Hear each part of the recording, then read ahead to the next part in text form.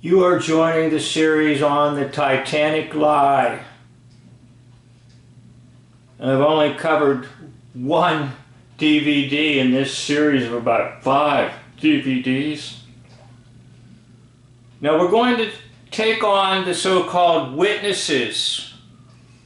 And this witness is Eva Hart.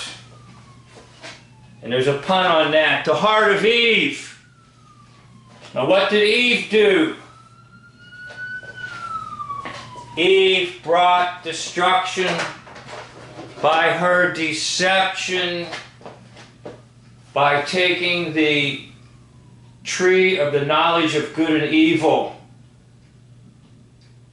Now these people are deceivers. They're liars.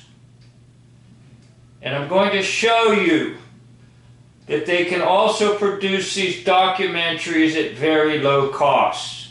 Now, this so-called survivor has a big puff of skin down here on this side of the chin. Notice they're trying to use makeup to cover it up. And that's what they're about. They're cover-ups. Now, I don't know if the camera can pick it up very well, but I'm going to try to show you something else here, and I hope that you can see it. There's a ridge line right here.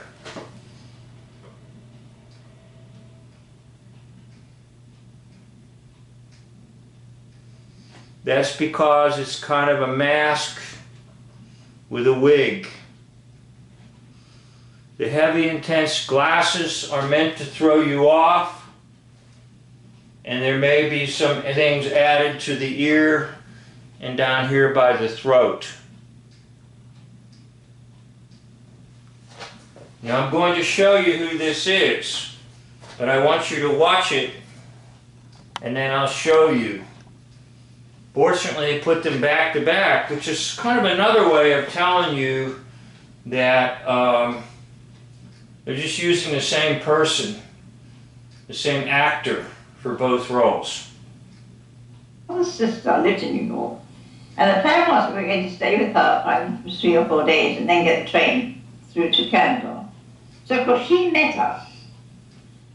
Once again, take a look at the puff down here and that line up there. Now, even the way the individual sort of waves the head around a lot. And we were whisked straight off to her home. And I was ill. I had when they threw me from one boat. Okay, now touching the nose, that's usually indicative of Pinocchio. I'm a liar. Into the other, they bruised me very badly right across, and I got some bouts of sickness, so they took me straight away into a hospital to have a look at me. And so I didn't see really much of the furore, naturally. Notice how the head swings back and forth. Now, coming home, my mother went to bed every night and slept. I was the one that was a terror coming home. She lured me out onto the deck one day, and that was about all. Well, she came back to her parents, who of course were getting on. She was 50 by then. And we lived in this small town with my parents.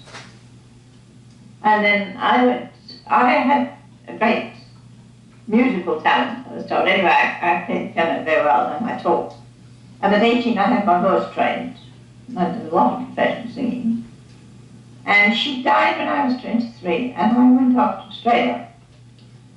Well, I went to Singapore to... Once again, I want to point out the little flab right here of skin. Well, notice the so-called witness hasn't really said anything. Stay with her godson who invited me to do that. And then I went on to Australia. The idea that I might live there, I wasn't sure. But I did a lot of singing, and even in those days I was singing on the radio in Australia, and that's a long time ago, 1929. And I didn't like it well enough to want to live there, so I came back to England. And I came back to England and I had 3 or 4 really bad colds, really bad colds, and I couldn't sing. And I lost a lot of engagements through not being able to go. And I thought, well, perhaps I came back in the winter, you see, from this very warm climate. So I thought, well, perhaps I better do something else. So a friend of mine had a very large wholesale motor business, and so I joined him there, ran the wholesale department. Still did a lot of singing in the evenings and that sort of thing. And then, of course, when the war broke out, like everyone else, it wasn't a question of what I wanted to do. I was a single woman on my own, and I could very easily have been sent up to a munition factory, and goodness knows where. So I went to the Ministry of Food, and I was in a food officer for this borough, and I hated it. Just like it. Filling in forms and answering questions, no good to me. So I got out of that and went to work in a factory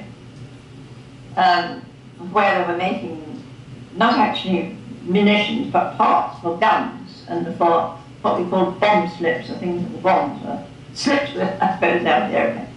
And I liked that. It was people, working with people.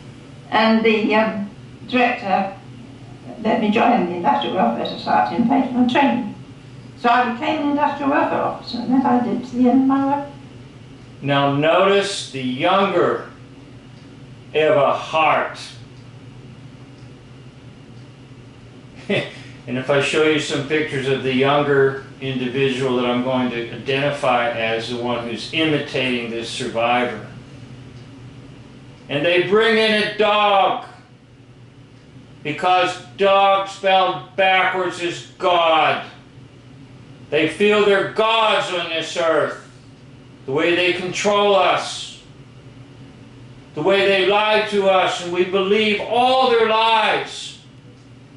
And we live our life out in a world of deception.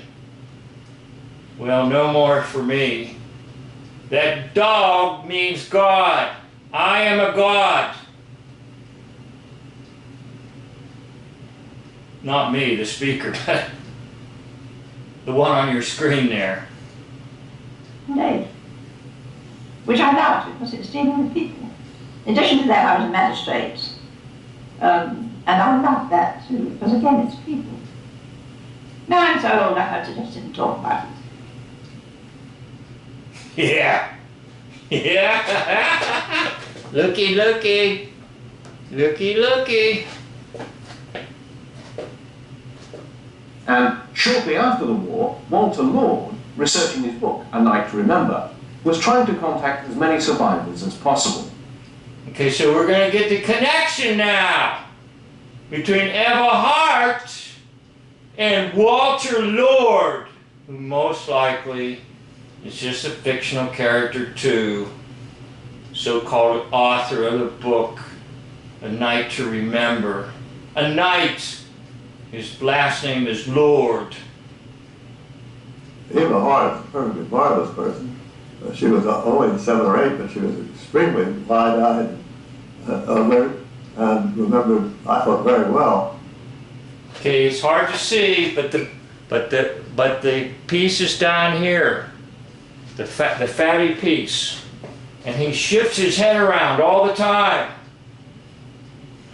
He bounces around.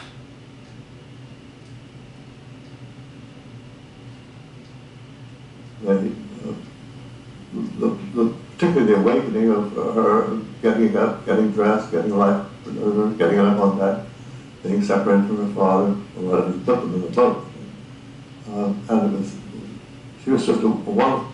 It's a little hard to see, but the flat, some of the other videos show it quite well. The little piece of fatty tissue right there. And then if you put a wig on him up here, put different glasses on him. Actually, I believe Walter Lord is a her, or he, I mean, a she. So Walter Lord plays Eva Hart. And it's just an actor. Who knows the individual's real name? Source. And she liked talking about it. There were other wonderful sources. Now remember that other picture I showed you of the younger Eva Hart with the dog? It matches this almost perfectly. of the younger Walter Lord. Renee Harris was the lady who was on board the Titanic with her husband, was a theatrical producer. They were in the theater business, and they knew she had a sense of crisis and climax, and she later went into the theater business herself, but she lost her husband on board. She got one of the last lifeboats, in fact, the last lifeboat. She could see what I was looking for, didn't think. She was at the same time a good reporter. She was on almost to the end.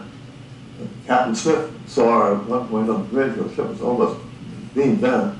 And he said, "What are you doing still here?" Because he knew her from being a prominent passenger. And she walked from the stop. Okay, you can see it a little better right now, the way he's leaning his head, and it might be intentional, and so you can't see it. It's right there.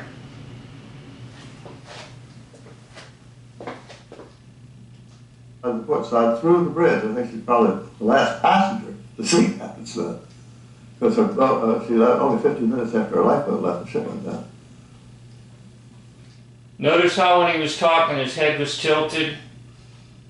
Whether it's he's on medication or it's just his style when he's lying, I don't know. But anyhow, some of the other portions of this DVD pretty clearly indicate to me that he just actually plays this survivor ever Hart, and maybe plays Edith Russell, Edith Rosenbaum, who knows. Anyhow, I wanted to show you that the liars are liars, all the time liars. Thank you for watching. End of video.